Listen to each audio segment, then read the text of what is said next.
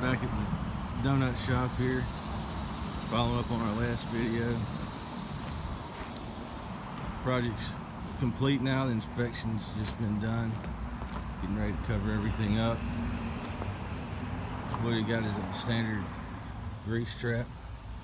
We got Steve that's going to talk us through the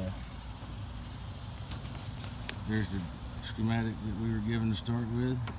We had some obstructions that prevented us from being able to set it long ways, so we had to put it in sideways and make some adjustments there. We'll walk over to the tank now. And there's the inlet coming in. And now I'll hand it over to Steve. All right. What we got here is this pipe T is your inlet. So it goes 2 feet from the bottom of the basin. Okay, we're gonna move over here, and this tank has a wall in it.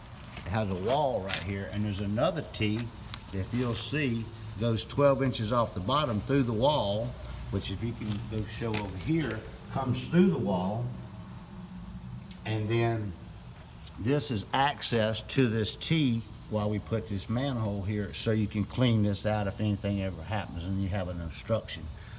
But water stays in this wall, grease stays in this wall from here back. Nothing but grease. This is the grease trap part. Whatever does make it over here is sucking off the bottom because the grease floats. So it's 12 inches off the bottom of the basin. And this service line goes back to the service line that goes to the sewer, or septic in this case, where we tied back into the septic tank. And now they have a lift station, a county lift station, so they have a septic tank and they pump the water up to the drain field. Or not drain field, but the sewer line in this case. Most of the time it'd be a drain field. But this is a standard grease trap. I could actually build one out of a 1,000-gallon tank, but this one has a wall in it, and that's what the county requires. All the counties and municipalities are different.